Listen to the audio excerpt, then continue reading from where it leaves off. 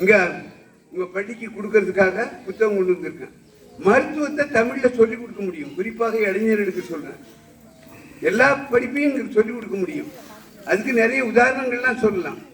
ஒரு நாடு, அதாவது உலகத்திலே கல்வியில சிறந்த நாடு எதுனாக்கா அது இந்த என்னது நாடு சார், இந்த டக்குனு ஞாபகம் வர பின்லாந்து. பின்லாந்து தான் உலகத்திலே கல்வியில மிகச்சிறந்த நாடுன்னு சொல்றது பின்லாந்து தான். அங்க உள்ள மொத்த மக்களுடைய ஜனத்தொகை 59 லட்சமோ இல்ல 90 லட்சம். 1 கோடிக்கும் குறைவுதான் அங்களுடைய ஜனத்தொகை. ஆனா அவங்க எல்லா கல்வியையும் அந்த மொழி தான் கொடுக்குறாங்க. தமிழ்நாட்டுல நம்ம தமிழ்நாட்டுடைய ஜனத்தொகையே எவ்வளவு தெரியுங்களா? கிட்டத்தட்ட 8 கோடி கிட்ட இருக்கு. தமிழ்நாட்டுடைய ஜனத்தொகை எவ்வளவுப்பா? 8 கோடி. ஆனா உலகத்துல 197 நாடுகள்ல தமிழ்நாட்டு ஜனத்தொகையை விட குறைஞ்ச நாடு 189 நாடு. மனசுல வச்சு, நம்ம தமிழ்நாட்டு ஜனத்தொகையை விட 197 நாடு இருக்கு. 189 நாடுகள்ல நம்ம தமிழ்நாட்டை விட குறைஞ்ச ஜனத்தொகை தான். ஜெர்மனோ பிரான்ஸோ போனீங்கன்னா ரொம்ப ரொம்ப குறைஞ்ச ஜனத்தொகை தான். அவங்கெல்லாம் அவங்க தாய்மொழியில சொல்லி கொடுக்குறான். அறிவியல்ல கண்டுபிடிப்பு அவன் முன்னேறிக்கிட்டு இருக்கான். எந்தெந்த நாட்டில் தாய்மொழியில கற்றுக் கொடுக்குறானோ அந்தந்த நாட்டு தான் அறிவு அளவுல முன்னேறிக்கிட்டு இருக்கிறாங்க. சரிங்களா? அதனால அரசாங்கத்துல நிறைய சலுகைகள் இருக்கு. நீங்க எல்லாரும் கட்டாயம் இந்த மாதிரி தமிழ்ல படிக்கிறது. உங்க பெற்றோர்கள் தயவு செஞ்சு நீங்க என்ன நினைச்சிடக்கூடாதுன்னா, அவங்க ஏதோ வசதியா இருக்கு அங்க கொண்டு அங்கிருந்து கார் வருது கூட்டிட்டு போறதுக்கு, அது கார்ல போய் படிக்குது அப்படின்னு நினைச்சு ஏமாந்துறாங்க. தயவு செஞ்சு அந்த மாதிரி ஏமாற்றம் அடைய வேண்டாம். தாய்மொழியில படிக்கிறது தான் நல்லது. தொடர்ந்து இந்த பிள்ளைகளை ஊக்கப்பட்டு இப்போ உங்கள்கிட்ட என்ன கேட்கணும்ப்பா, நீங்க படிக்கும்போது எந்த பாடத்திலையும் சந்தேகம் வந்தா உடனே வாத்தியார்ட்ட கேட்கலாம். கூட இருக்கிற பையன்கிட்ட கூட கேட்கலாம். சந்தேகம் புரியாம படிக்க கூடாது.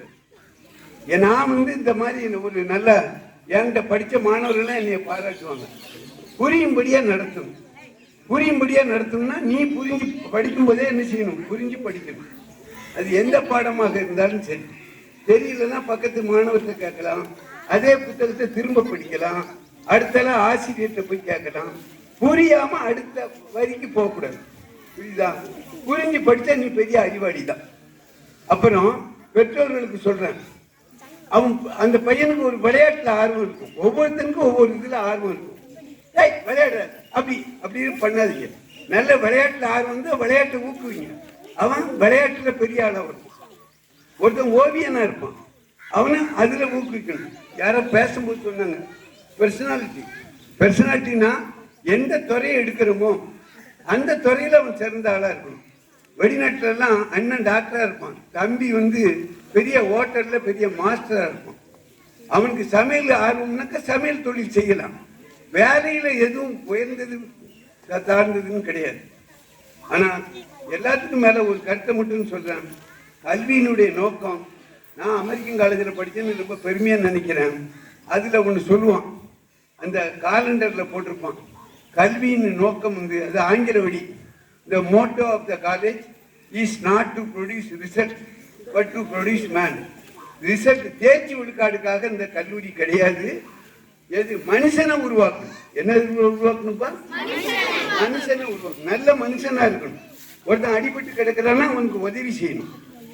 ஒரு வேலை செய்யறோம், ஒரு ஆபீஸ்ல தாசில்தாரா இருக்காரு, வேலை செய்யறாருன்னா நேர்மையா வேலை செய்யணும். லஞ்சம் வாங்கிட்டு வேலை செய்யக்கூடாது. இப்போ டாக்டர் வேலை தான் ரொம்ப உயர்ந்த வேலைன்னு எல்லாரும் ரொம்ப இது பண்றாங்க. நான் கூட அதை சொல்லலை யாரும். இந்த வீரப்பன் அவர் நம்ம ராஜ்குமார் இவங்களெல்லாம் பிடிச்சி வச்சிருக்கும் போது தமிழக அரசு ஒரு தூதுக்குழுல நெடுமாறன் தலைமையில ஒரு 5-6 பேரை அனுப்புனாங்க. அதில் நானும் ஒருத்தர். நானும் போய் அவர் ராஜ்குமாரை பேசி அவரை மீட்டு கொண்டு வந்தேன். அப்போ நான் மீட்டு கொண்டு வந்த பிறகு எல்லா ஊர்லேயும் கூட்டம் போட்டாங்க. அப்போ எல்லாரும் என்ன கேட்பான்னா, வீரப்பன் நல்லவரா, வீரப்பன் ராஜ்குமார் வீரப்பன் நல்லவரா அப்படின்னு பொதுவாக கூட்டங்களில் கேட்பாங்க. அப்போ நான் சொல்லுவேன், வீரப்பன் நல்லவரா கெட்டவரான்னு எதை வச்சு சொல்றது? ஒருத்தர் நல்லவரா கெட்டவரான்னு அப்படி ஒரு கம்பு இருக்குப்பா, நல்ல ஒரு கம்பு கையில் வச்சிருக்கிறேன்.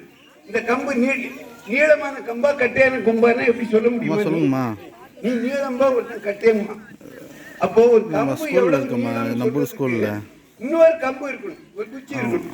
இந்த இல்லை ஒரு குச்சியை விட இந்த ப்ரோக்ராம் குச்சி ஒன்று நீளம் அதை அதிகம். கூப்பிட்டுருந்தாங்க. இந்த குச்சியை விட இந்த குச்சி நீளம் குறையும். ஜிபே இருக்குமா? அப்போ ஒரு நீளம் இதை சொல்லும்போது எதைத்தான் சொல்ல இந்த நம்பர் முடியும்? தாம்மா லாஸ்ட்டில் 305 தாம்மா. அதே மாதிரி நல்லவன் கெட்டவன்னா நீ என்ன பாரு, அந்த பையனை விட இந்த பையன் நல்ல பையன், இந்த பையனை விட அந்த பையன் நல்ல பையன், இப்படிதான் சொல்ல முடியும். அப்போ வீரப்பன் நல்லவரா கெட்டவரா? நான் என்ன சொல்றேன், சரிம்மா. நான் சொன்னேன் அப்படி இல்லை. கவர்மெண்ட்ல ஒரு ஹாஸ்பிட்டல்ல ஒரு டாக்டரை பாக்குறீங்க, அந்த டாக்டர் கவர்மெண்ட்ல போய் பார்த்தா நீ வியாதியை சொல்றதுக்கு யாருமா தோப்பு வாருங்களா? வியாதி சரிம்மா. அவர் வேகமா எழுதி கையில கொடுத்துருவாரு. ஆனா பிரைவேட்ல அவர் சாயங்காலம் ஒரு கிளினிக்ல போய் பாத்தீங்கன்னா உன்னை சிரிச்சு பேசி அப்படியா அப்படியா அப்படி அது காசு வாங்குறாரு. ஆமா, கவர்மெண்ட் அவர் நம்பர்லாம் கொடுங்கம்மா. அவரு என்ன செய்யறாரு, நீ வியாதியை சொல்றதுக்கு முன்னால எழுதி கையில சொல்லிட்டு போன்னு அனுப்பிடுவாரு. அப்ப அந்த டாக்டரை விட வீரப்பன் இருக்காரு. சரிம்மா, நீங்க சரியா பச்சா ஒரு வாத்தியா இருக்காரு. நான் சொல்லுவேன், நான் வேலை பார்த்த காலேஜில் எனக்கு பிரச்சனையே அங்க கூட வேலை பார்த்த வாத்தியார் இருந்தான். என்ன வாத்தியாருன்னா வகுப்புல பாடம் எடுக்க மாட்டாங்க, வகுப்புல பாடம் எடுக்க மாட்டாங்க. காலையிலேயே வீட்டில் இருந்துச்சு அந்த பையங்களுக்கு டியூஷன் எடுப்பாங்க. 5 மணிலேருந்து 6 மணி